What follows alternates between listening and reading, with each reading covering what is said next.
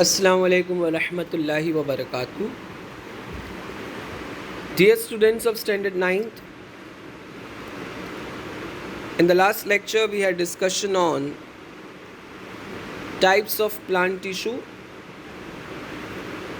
So today we'll discuss about biotechnology. Dear students, there are some cells in the body of living organisms. They are called as totipotent. That is, if provided a proper environment, a new organism can grow from these cells. It was realized that with the help of this property of the cells and their genetically controlled biochemical processes, varieties of high yielding crops and new species of animals and various vaccines could be produced. This led to the rise of a new branch in biology called as biotechnology. So there are some cells in the living organisms which have this property that they can grow into new organism if they are provided a proper condition, proper environment to grow. And then the genetical biochemical process which we can control so that we get our desired characters in the new organisms. So this whole study, it's a part of biology, but it gave rise to a new branch of biology called as biotechnology. And with the help of this technique, it has become possible to produce plants and animals bearing some new characters in addition to their natural ones. The technique of bringing about improvements in living organisms by artificial genetic changes and by hybridization for the welfare of human beings are together called biotechnology.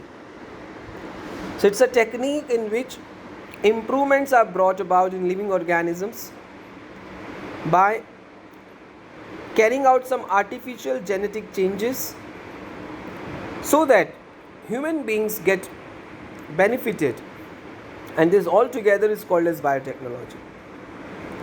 It includes the techniques of genetic engineering and tissue culture. It uses are in the production of cash crops, improvement in varieties of cash crops, increase in abilities of plants to withstand environmental stresses, vaccine production, early diagnosis of congenital diseases, organ transplant, cancer research, production of artificial skin, cartilage, etc. in laboratories. So biotechnology have variety of applications and all are for the welfare of human beings.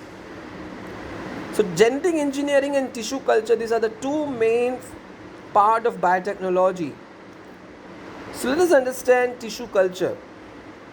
What is tissue culture?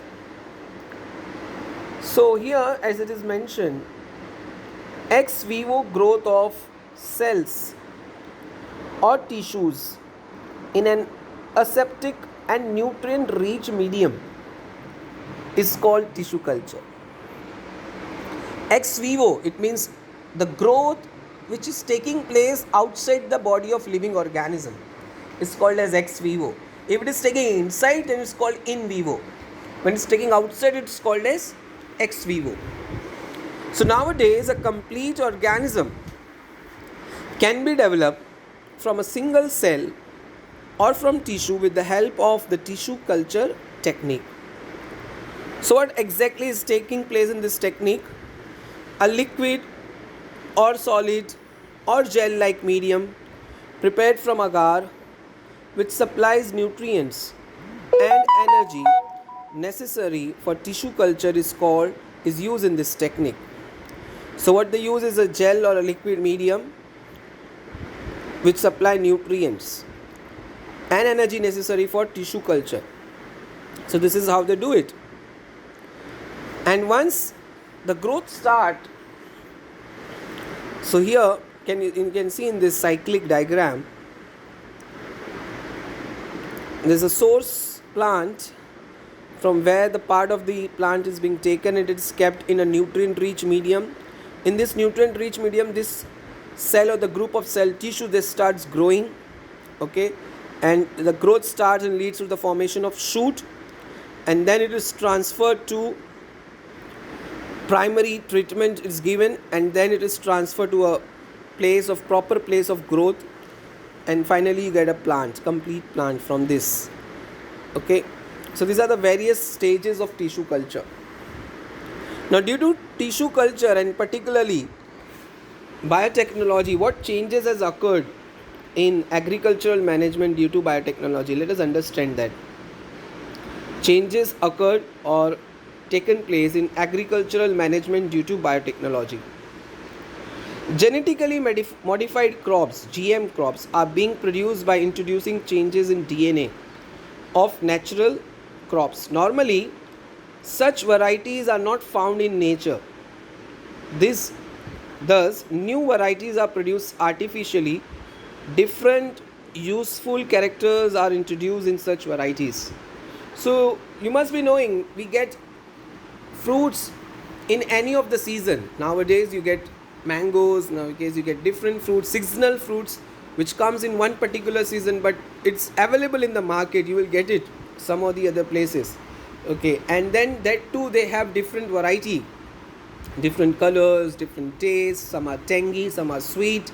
So these all are due to the biotechnological method which is being employed in their growth, that changes their color, skin color, that changes their taste. So it's all up because of genetically modified crops. Okay, then ability to withstand environmental stress, environmental conditions. This is also one of the benefit of biotechnology, that there are some natural occurring varieties which cannot stand environmental stress, like frequently changing temperature, wet and dry famines, changing climate. However, GM crops can grow in any of such adverse conditions. So GM crops have this ability that they can tolerate, they can withstand any of the environmental changes that taking place in the environment, in the weather, and they can tolerate it. So genetically, they are being modified with the help of this biotechnology, and due to which those genetic changes make them so strong that they can withstand these changes. As GM crops are resistant to insect, pest, pathogens, chemical weedicides, etc., the use of harmful chemicals like pesticides can be avoided. So even GM crops, they are resistant to pest, the attack of pests, the attack of pathogens. Okay, so such pest or insect, they cannot harm them. So here the harmful chemical pesticides are avoided. Okay, they are poisonous. So there is no need to use such pesticides for genetically modified crops. Now, due to use of seeds of GM crops, there is an improvement in nutritive value and decrease in loss of crops. They also increase the nutritive value, and even the loss of crops are got decreased. So these are the benefits of GM crops.